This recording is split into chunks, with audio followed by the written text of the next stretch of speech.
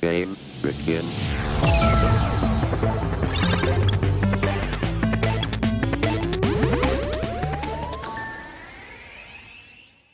Thank you. Welcome to Games Weekend to talk on the goes and no-goes of starting a career in gaming and getting along in this great city.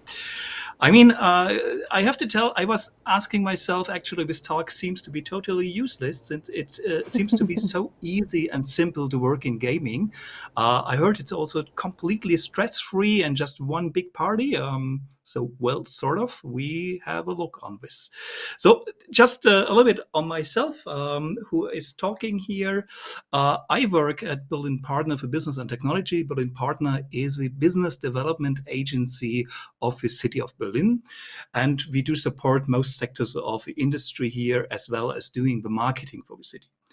Education-wise, I'm a social scientist with some dangerous half knowledge of programming. I have been lecturing at various universities in Germany and abroad, and also have managed career services myself. So this is just for a short introduction. But let's talk a little bit on this city, how to get there, what to avoid, and what to fulfilling your quests. I have also added a little VUGA icon I can see, but it wasn't on purpose. So anyway, coming to Berlin, first of all, I think you have to be careful. There are definitely some rip-offs of Berlin. There seem to be some copycats out there which want to make you believe you are original in Berlin. So, for example, here this is the Berlin in Bolivia, still the best haircuts, inspired by the best alpacas in the world. Then we have Berlin in Guinea, something like the French-speaking version of Berlin, probably. Here we found Berlin in Nevada, that looks a little bit like Brandenburg without Las Vegas and the Sierra Nevada. I also found Berlin in Ohio. This is the Amish paradise, probably. They offer superb organic vegetables over there.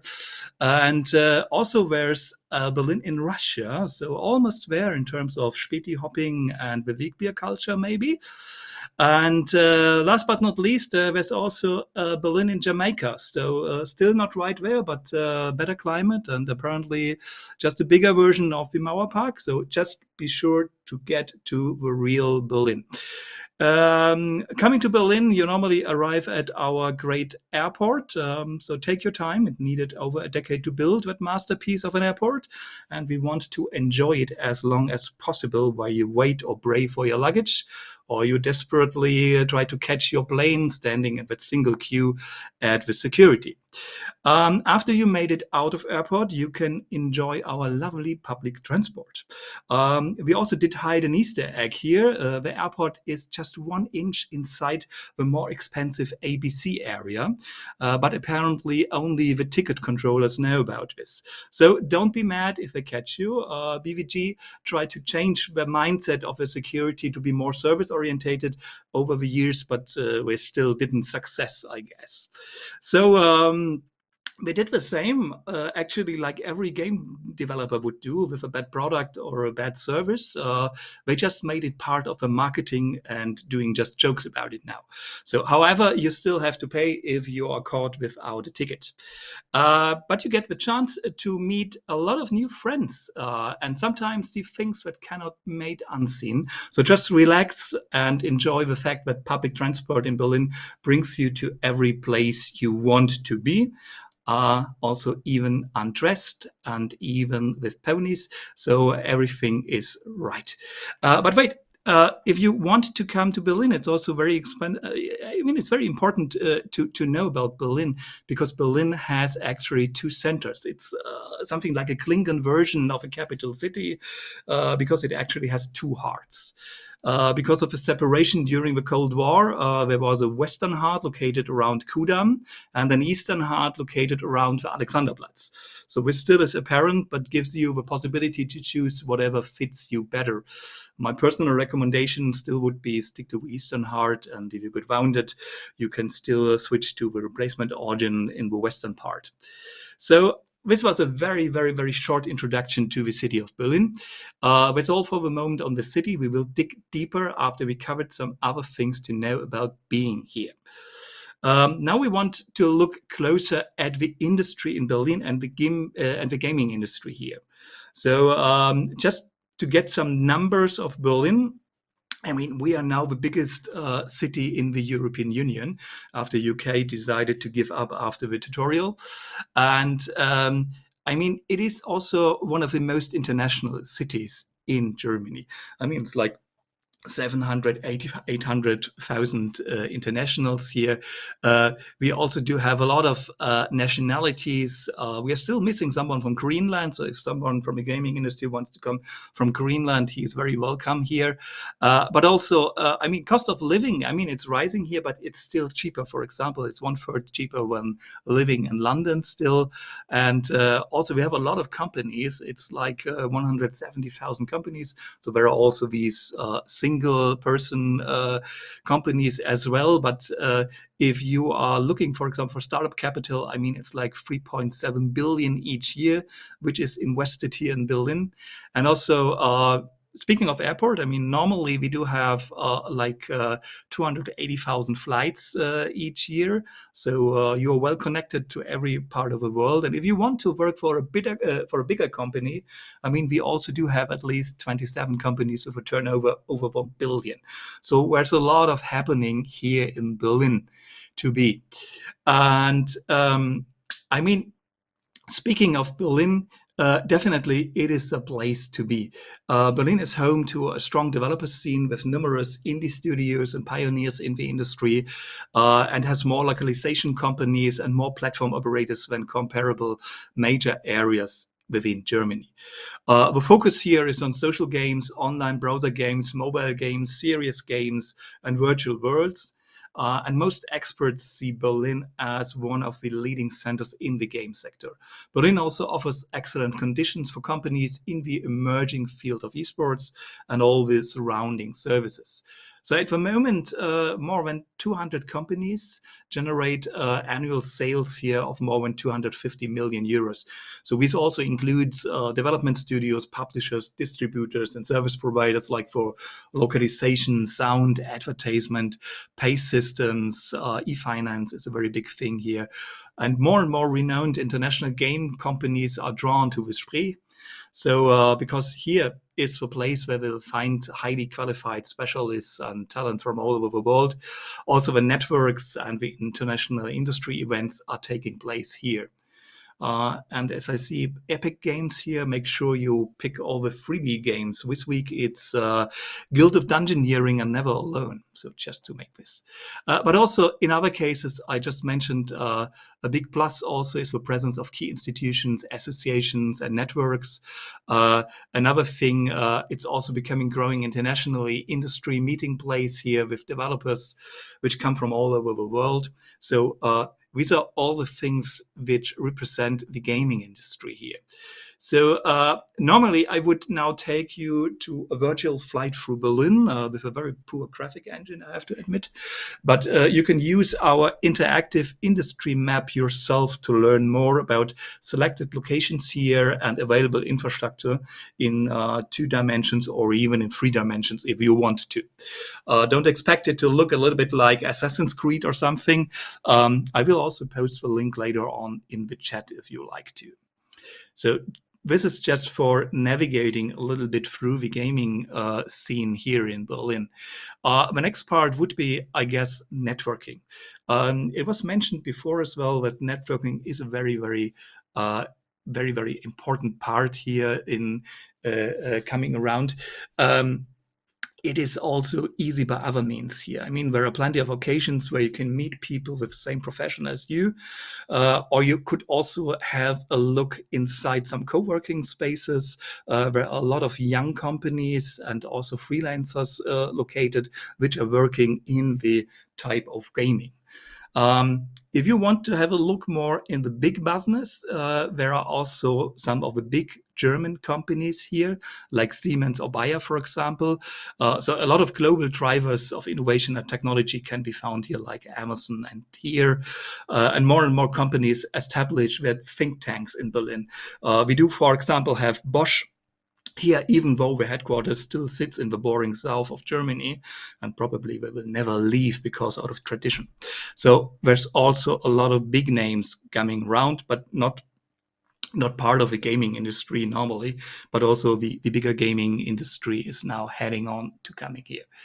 And so speaking of Germany, um, it's quite interesting. Speaking of Germany, you will definitely notice some differences to other countries. For example, if you compare the US and Google for something like famous American entrepreneurs, you will normally get all the youngish, glamorous business leaders like Zuckerberg, Musk, or Bezos.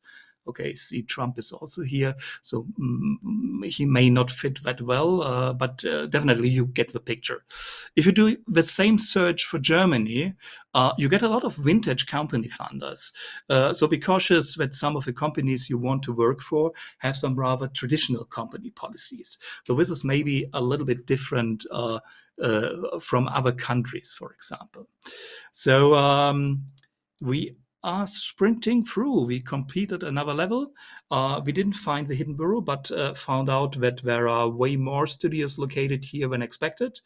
But now the question is how to use this information and get your foot into the industry or to level up in Berlin. Let's look on your personal skills and find a strategy to research open positions. We want to learn how to write the damn CV, but you always have postponed to make, and also to find that GitHub plugin where you posted that source code for this embarrassing Japanese role-playing game you once made or something like this. So first of all, we just have a look into our personal skill set. I mean, there's a lot of changing. So for example, if you look at the biography of the industrial age, so probably this comes for your parents or grandparents, they're definitely a lot of things have changed. I mean, rather there we had this childhood phase, and with 2022 you started your working life, family work, and with 60 you went into retirement. You can see at the 60, I guess most of us will work until the 70s or something like this. So things have changed, and we are now speaking more of something like a multigraphy. So starting with the case that you not only have your childhood phase, when you have his teenage years, and when these years as a young professional, and when this rush hour in life where you're like working 60, 70, 80 hours a week and find it very, very interesting, everything like this. When comes the phase of selfness where you're asking yourself, what am I doing? Is this really the right thing I want to do? Maybe I do something completely else. Maybe I buy a food truck and go to Portugal and will do the stuff here, and afterwards we will come something like this wisdom phase. Okay, food truck, bad idea. I just leave it in Portugal. I go back to Berlin and start a career in gaming because this is the thing I really want to do. So a lot of breaks in your personal history, also in terms of working. I mean, probably you started to work at for example, your university level, study level, you're working different things, you're making internships. Afterward, you find your first profession, and then you start a second profession, but the times are over where you were like working 40, 50 years for the same company or something like this. So another profession, and then you will probably find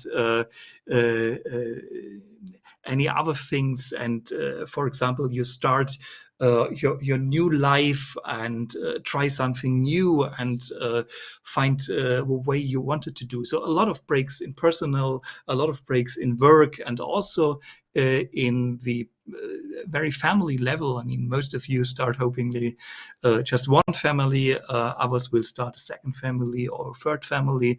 This is all the patchwork families which cause all the traffic jams over the Christmas period, for example. But what's important, and Unfortunately, somebody got a billionaire because of this before, because Mark Zuckerberg found out that it's very, very important with all the breaks in your life nowadays. You do have to have something like a network, like a family network, like a business network or something like this. And this is the most important thing, that you really keep your networks alive and try to stick to them. So this is the thing you definitely have to go for. And speaking of what, I mean, we spoke with a lot of HR professionals also in part of the gaming industry, and it was quite interesting because there was something named in the past. So it was like there was a lot of talking amongst HR professionals about how to win the war for talents and get the best talents for the company. Well, it seems they all have lost because the talent has won, and they can now make the rules. So, okay, indeed, in gaming, the field is still a bit different and some dimensions are different. For example, in terms of pay, employment, and job security, the gaming industry is still a little bit different. So sadly, you may need to take a pay cut to land a job in the games industry, especially on the technical side of things. As a programmer, for example, you will earn a lot more if you're working for a big IT firm, for example, creating databases all day. But of course, it's probably more exciting to develop a game. So you need to ask yourself, which is more important for you? And speaking of that, I mean, we do also have a lot of different sectors, a lot of different possibilities. I mean, you could, for example, start to work if you think you are more, like a person who wants to work in a small business. So pick a small business. If you're more somebody working in a mid-sized company, pick a mid-sized company. If you're more the type of person who wants really to go for a big name, for a large enterprise, you could work for large enterprises. So everything is covered in gaming industry as well. But beside that, there are also possibilities. I mean, you could, for example, also work for government, for NGOs or something like this. So this is the old picture. We have to change this. So this is the new guy for Germany, Olaf Scholz. But also, I mean, there are other possibilities like just going for science and research, going for, like working for a developer of gaming frameworks or something like this, for engines. So last but not least, also very good possibility. You think, okay, nothing out there suits me. I want to found myself a company. So also this is possible. I mean, we spoke about Berlin. I mean, we have like 3.7 billion startup capital here, and the gaming industry also gets a rather bigger part every year. So this is also possible to do. So you see, there are plenty of possibilities, and to find these suitable companies, I would like to point out again to the map on our business locator. You could find it, by the way, on Business Locator if you Google it, but I will post the link afterwards as well. So speaking of finding jobs, you will also find a lot of job databases out there. First of all, I'd like to stress out that the majority of jobs are never advertised or published because it is always a huge effort to organize applicant management for companies. So many companies therefore rely more on personal contacts of employees. They rely on own initiative applications, or they just use other networks. Even here, I guess there are companies around and looking for people maybe. So we definitely do have a database on our website. It's talentberlin.de, but you will find a lot of other databases out there, for example, like from the Agentur für Arbeit. But I have to admit, and I hope that nobody from my company watches with Twitch, this stream here now, that I use the Google Jobs Google Jobs API a lot because of the features and the interfaces. So it's a bit tricky to get to the Google Jobs because it's a search-based service. So just Google something like Jobs Gaming Berlin, and you will see a box like this. Google just extended the search algorithm and index everything that looks like a job ad. So just click the box and you will get to the Google Jobs. And here you can already see, but you can use some more options to filter results. Especially the possibility to filter for English written job ads is a real pleasure. not only for internationals. You can even filter for example, home office jobs now, or set your radios for the local jobs. So there are plenty of more options to use. Here I can show you. And it will list a lot more job ads than most other databases, I have to say. But enough of this Google glorification already. Sorry for that. I really love it. Now we will definitely head to the boring part of making your application documents. So typical job ads from abroad are more about functionality and less about design.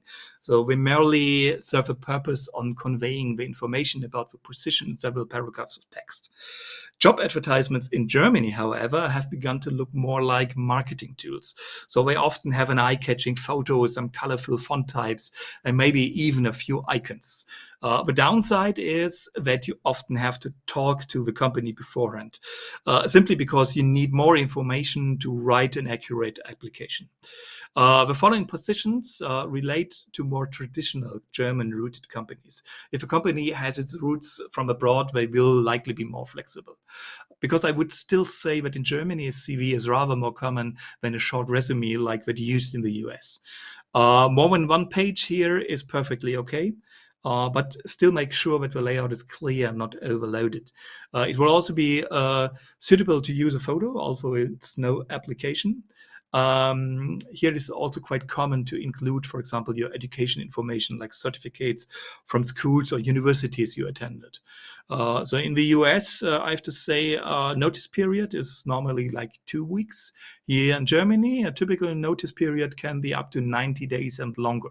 So keep an eye on it. And sometimes HR professionals want a signature on the CV. I got an angry phone call from a very upset man working in HR lately after I told that it's not that important to sign it. So he told me it is very important. And so we will have a look on different CVs, I guess, now. Here's a nice example of a top-notch CV from 1975. Was published in the most famous music magazine here called Bravo. And I see a lot of people looking like this again.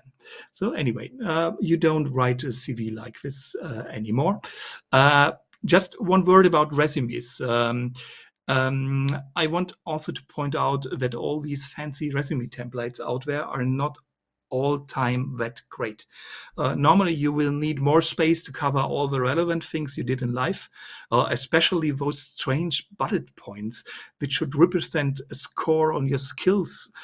They are really just plain stupid. Somehow someone started it and everyone copied it. Don't do it. So if you want to do a CV, I would rather use something like, this is, for example, a fail-safe example of a CV, just here, which would work either for traditional companies as well as for a startup. So you start with your, just a moment, back here, you start with your personal data, add your photo, add your education, your professional experience, and all the other things inside. It's okay if it's like 2 sides or 3 pages or something like this. That is okay. If you want to have an example for it, here's, for example, the Europass from the European Union. You could use it as an example, for example. And I was speaking of photo. Yes, I know you don't have to add a photo. But if I want to invite you, they will Google you anyway. And in the worst case, they find a stupid snapshot from the party last year. In my opinion, it is a good thing to include a photo in your resume or personal website. So taking a good photo isn't that hard these days anyway.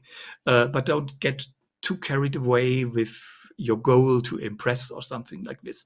So, for example, don't try to show your leadership skills or show how much money you made from your former employer because they lost that lawsuit against you. Don't try to add predators or something like this, and also don't try to show your irresistible attraction that captivates everyone or something like this.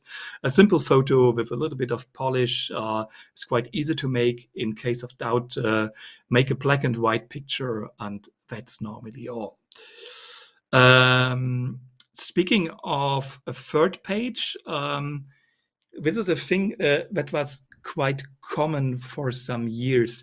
I would definitely say don't try to make too many experiments. If you are the new Banksy or something, you could definitely do. But I would rather do something like a personal portfolio website where you gather everything you did, or the suitable links, for example, to other databases you are working for. So definitely, I mean, there are differences in application if you want to apply in the gaming industry. So having a passion for creating games is definitely essential, and that's different from a passion for playing them. So you almost certainly love games, but it's important you dedicate more of your time learning the skills required to make them when you do playing them. So you need drive and ambition to acquire the skills. Ultimately, you get into the games industry. So, but once in the game in industry, the learning continues all the time. Games are so technical and the art is so evolving that you cannot expect just staying at one place at a time. So if you have that passion for making games, this is something you will really have to look forward to learning constantly. The good start these days for learning the skills is normally by going to university, but it's not impossible to succeed without doing this. You definitely need drive and ambition to acquire the skills and ultimately to get into the games industry. So there are now many courses focused on the different disciplines. Primarily, it's programming, art, and design. And these courses can teach you many of the skills required and also provide you with the tools, times, and the direction. But it's also important to find out the ones that is right for you. So ask the gaming industry, for example. Some game companies, they have a scheme to help you ensure finding the right courses which are focused on what this type of industry requires. But also, I mean, studios get definitely flooded with applications. So you have to ensure that yours stand out for all the right reasons. So you need to come across really as somebody enthusiastic and passionate. So, and be honest, I mean, most studios will now ask for evidence of qualifications, prior work experience, or previous jobs or something like this. If you can't shine with those, you have to be a little bit more creative and show that you actively seek opportunities and that you're eager to learn. So being concise and focused in the personal statement, career goals, your ambitions, it's normally these few paragraphs together which will overall tell the company what they can expect from you. So remember, you will be joining a team of talented game developers. So definitely also stick to the language that they are using, for example. Also check the spelling, the grammar, and have someone else proofread everything you are writing. And the game industry also is highly reliant upon portfolio. I already mentioned in the paragraph of a third page, without something like a portfolio, you're not going to be considered in most cases. So the question is, what does your portfolio need to include? I would definitely say aim for quality over quantity. You will be judged on your best and the worst pieces. So therefore, it's best to leave your worst pieces out. I would recommend 5 to 10 pieces that demonstrate your skills. They should be relevant to the studio you are applying to and your level of expertise. If those pieces are great, they will know you can do more work to that standard. So a very common error is to create one CV and one portfolio and just use it for every application you do. Definitely some of these applications will be so not working for the company you are applying to. So definitely you have to learn the ropes. Think what each studio would like to see. If you're applying for a company that only does cartoon style games, it definitely won't be a good idea to send them some horror pictures or something like this. A thing which was mentioned today all the time, I guess, is network. Yeah, networking with game industry professionals is very, very important. I can never stress enough how useful networking sites such as LinkedIn, for example, are. So these sites can be used to see how games industry professionals present themselves and their work. And on the creative side, a lot of people put their portfolios online, so you can also see how yours compares with them or something like this. So networking is still key. So, your documents somehow did impress, and you made it into the interviews. So, first thing, don't be afraid. This is, I think, the easy task. So, make sure to be on time. If it's in presence, be there at least something like an hour earlier. Uh, Match the company's clothing style, but be a little bit more formal. Know all the contents and the procedure. Do not be surprised. If you have questions which you couldn't find out in before, call them beforehand if you have. Oh, and definitely don't forget to thank. A lot of people just leave it like this. I always recommend a mail on the following day with thank you, for example, like this is a nice thing to do. And sometimes you can straighten out things maybe a little bit, which went a little bit strange maybe in your interview. Um, Speaking of questions, again, don't panic. Just show why you're the right person for the job. Make connections between your own skills and the requirements of a job. Show your competencies, prove them by naming them, and give examples. Also, knowing the standards is very key. There will be motivational questions like how do you motivate yourself? Questions like for your personality, like what was your biggest mistake? What are your strengths and weaknesses? In that case, please don't be an open book and don't tell them that you won't get out of bed before 4 p.m., for example. Just stick to the nice and easy flaws of your life, like your passion for collecting antique oil lamps or something like this. And that's not a joke. It happened in an interview I was in, and it worked definitely. Everyone was asking about these antique oil lamps, and nobody wanted to know anything more about the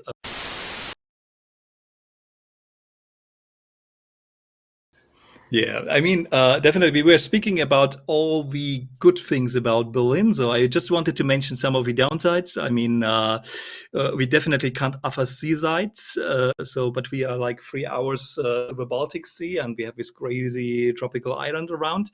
And Berlin definitely in winter can be really awful. And I mean, sometimes you just have too many options to do, and you ending up on the couch instead. And on the next slides, I mean, we don't have to show where my canals. Oh, okay, thank you very much. I put a lot of clicks in it, so just click through it. I mean, this is all the Berlin's districts here. I mean, we have Mitte, Friedrichshain-Kreuzberg, Charlotte-Wilmersdorf, Pankow. So these are all different districts. When we have like Steglitz-Zehlendorf, which is very green, Spandau, very industrial, Temple of Schöneberg with a lot of history. We have Treptow-Köpenick, which is more into recreation. The next slide, I think, is about bicycling in Berlin. As you can see, you can reach most of the places here in Berlin within like 10 to 30 minutes if you don't address every traffic rule. The next thing I think would be housing, because you probably heard the headlines about apartment hunting in Berlin, but be rest assured that it's not that bad. So if you are from, for example, the Bay Area in San Francisco, you are definitely probably just laughing about. So definitely, I think the next one is just Bolivia or something. So definitely it's much easier there to find an apartment. But next slide would be something where you could see, but it's still affordable. But the central areas are normally a little bit more expensive, like everywhere. And if you're wondering where this new Tesla company was, it was just at the outskirts of Berlin. So this is just an example for a housing offer I was picking up yesterday. And you could see there's something for almost everyone, from a single room apartment to the bigger ones, for example. So if you look here, you could see there are, for example, these are from the Europa City near the main station. So it is a little bit more pricey, but it's still affordable, I guess, if you're having a decent job here in Berlin, for example, in the gaming industry, for example. So we have already completed this, I guess. Yes. Okay. And the last thing I just wanted to talk about, but very, very shortly only, is about visa and work permit. So if you could just make the next one. Yeah, just another one. It's really old school to do it like this. I can remember working at university, and I had to do it for my professor all the time, like next slide, or something like this. Really cool. But I think every international in Germany knows the word of Ausländerbehörde. But the most important thing here is don't be scared about it. The next slide, I will show you if you need a permit. So first off, not everyone needs a special residence and work permit here. Citizens of the European Union entitled to freedom of movement, they have unrestricted access to the German labor market. The same applies for both nationalities of the countries of the European Economic Area and also to Swiss people. But almost all other citizens must apply for a residence and work permit. In that case, make sure you can provide all the relevant informations. There are rules to apply. And you will first get a visa, which will be issued for like 3 to 6 months. And later on, you will convert this into a residence permit before the visa expires. The next slide will show the different purposes. I mean, we have basically like 3 purposes. With the purpose of employment, this is the blue card, and then the purposes of freelance or self-employment. The next one is just, I think, motivational. So if you are still confused, we do have our own angels. So we have this business immigration service. And this is my colleague, Marion, and she could definitely be your angel. And I hope she never sees this presentation. On the next slide, I will show you the business immigration service. You have to keep in mind the service is only suitable for the companies which we hire you. You cannot go personally there. But if you are starting at a game company and they have issues with, we don't know how about to get you on board because you are, for example, from Peru or something, the games company could go to us and we will help them free of charge and make everything possible. And definitely, we really do have a lot of experiences in that cases. And we also solved really, really very, very complicated cases before. So, well, definitely you made it. I mean, you survived my talking, you survived internet shutdown, and you are still awake, I hope. So do not despair. I have like 3 more slides to go. So on the next slide, I definitely hope you all got the impression that Berlin is something like a Swiss Army knife of cities in the world. And by naming a Swiss Army knife, I don't see it as a simple knife. I compare Berlin more to the anniversary edition of the Swiss Army knife. And with that picture in mind, I would like to welcome you to Berlin. Thank you. You are a great audience and you rock. Welcome to Berlin and the gaming industry here. If you want to contact me, you can best reach me via LinkedIn. And if you like more to know or something like this, don't be shy. Just ask us. Thank you very much.